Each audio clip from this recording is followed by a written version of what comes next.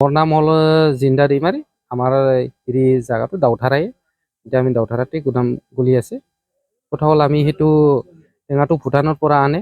মোটামুটি আমি প্ৰায় এতিয়া আগতে গণি গণি কাউণ্টিং কৰি লোৱা আছিল। এতিয়া প্ৰায় টাউন অলপ হেৰি হ'লতো কাউণ্টিং নকৰাকৈ গাড়ী হিচাপে কিনিব লগা হয়। এতিয়া তেতিয়াহ'লে আমাৰ পাৰ পোন ধৰি লও 80 পিছত ডাঙৰ মাৰলি 400-600লৈকে পৰি যায় আমাৰ কিনাতে। তেওঁলোকে আনি দেই। তথাপি কিছু এতিয়াতে খৰচা আমি দিব লগা হয়।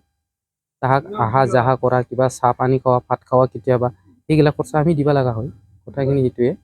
বাকী আৰু সৰু মালটো অলপ কমত পোৱা যায় দিছোঁ, 300 এনেকেলৈকে পোৱা যায়।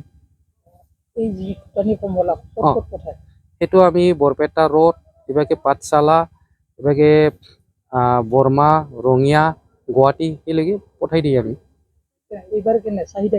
এইবাৰ চাহিদা বহুত কম, সেইকাৰণে টেঙাৰ দামো বেছি হৈছে আৰু খাৱা মানুহে কম হৈছে দামৰ কাৰণে।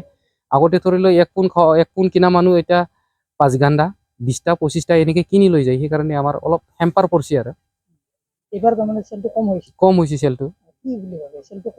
চেলটো কম হোৱাৰ কাৰণটো হ'ল আমাৰ যে বস্তুৰ দাম বেছি হৈ গৈছে, মানুহকেইটা এডজাষ্ট হ'ব পৰা নাই। আসাম টক্স আপোচবিহীন অসম কণ্ঠ।